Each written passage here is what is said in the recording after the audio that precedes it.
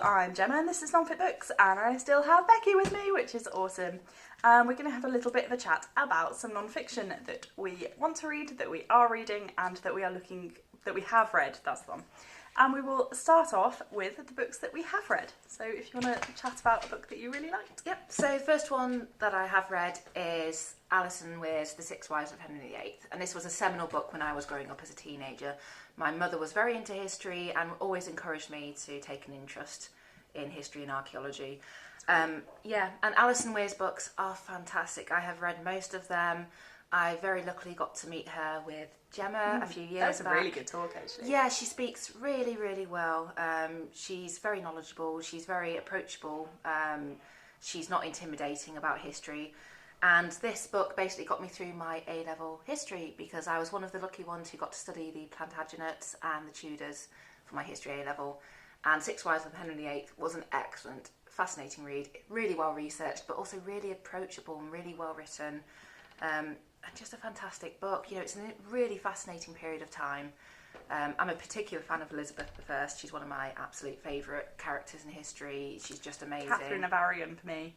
She's quite a historical role model for me. I think she's awesome. But I think Elizabeth I is just a fascinating lady, and obviously her mother's Anne Boleyn, which is that one, who was also a very fascinating woman. I like Anne Boleyn. Oh, I quite like her. I always feel quite sorry for her. I think she definitely didn't sleep with her brother. She wasn't that stupid. She was a very witty, intelligent woman. Yeah. Who wasn't afraid to use her sexuality to get where she wanted to go. Yeah. Interesting, but I don't like. Mainly because I like Catherine of Aragon. Yeah, which it was completely understandable. But this book is just brilliant. It you know, is really Alison Weir is one of the foremost authorities on medieval and Tudor England, but written in a way that is easy to tackle. It's a really accessible history. Really good. Absolutely. My one that I've read, and it was quite hard to find one that I haven't actually sort of discussed that I really like that I've read, and I really like this. It's Richard Holmes' The Age of Wonder, which is how the Romantic generation discovered the beauty and terror of science. And this goes through from sort of early actually it finishes sort of Darwin era, starts with Joseph Banks, and it looks all through how a lot of society really saw science, and this is the age of sort of balloon flight, lots of attempts to reanimate corpses and things like that through electricity. It's the start of the understanding of that, and it's beautifully written and really entertaining. I actually ended up reading this aloud to my husband because it was really, really good, and it's definitely one to pick up if you are interested in the history of science. And so now Becky's going to talk about the book that she is currently reading.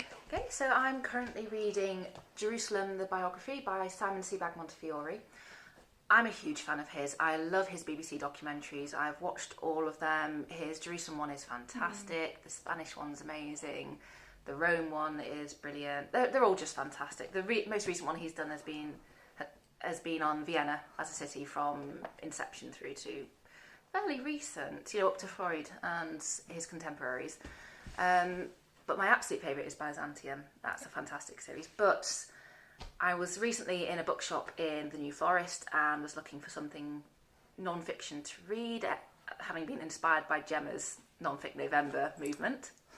And I went into the history section because I will always head into the history section, and I saw this not really companion to the series, because I think the book's kind of completely its own entity, but obviously it does relate in and out of the series.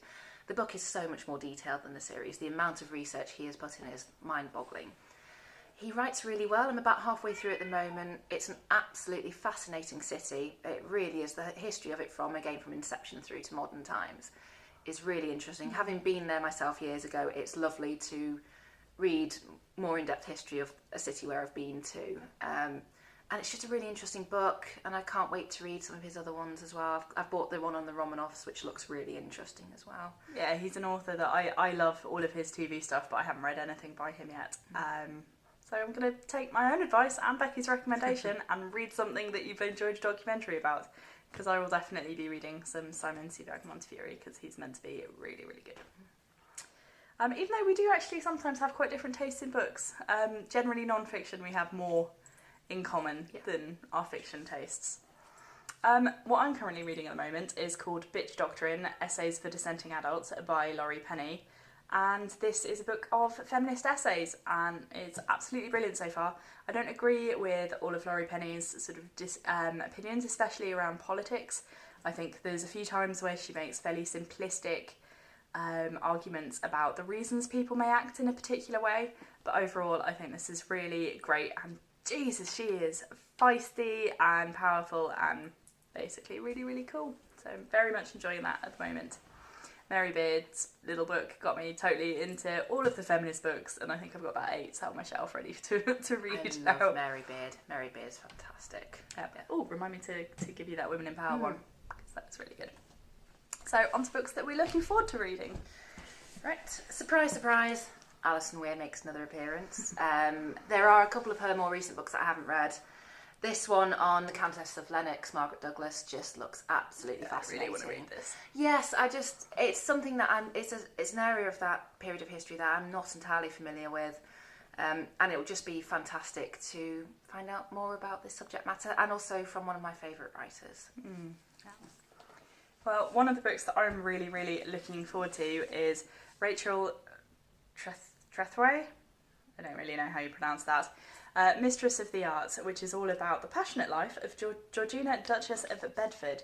And this woman, the Duchess of Bedford, is a Regency woman who had a very high society marriage, was very sort of part of the ton, but then she had a long-standing affair with an artist and became an incredibly scandalous figure. Women's history, scandal, sex, basically, just have to. And your one? Yep, my other one is one that Gemma has recommended, so Black and British, A Forgotten History. Again, it's a subject I'm not entirely familiar with, and it's just something I would love to find out more about, and it sounds like a really, really interesting book, so it's one I'm looking forward to reading as well. And finally, my last one is one that was kindly sent to me from the publishers at Norton, and that's Sargent's Women, 4 Lives Behind the Canvas by Donnay and Lucey.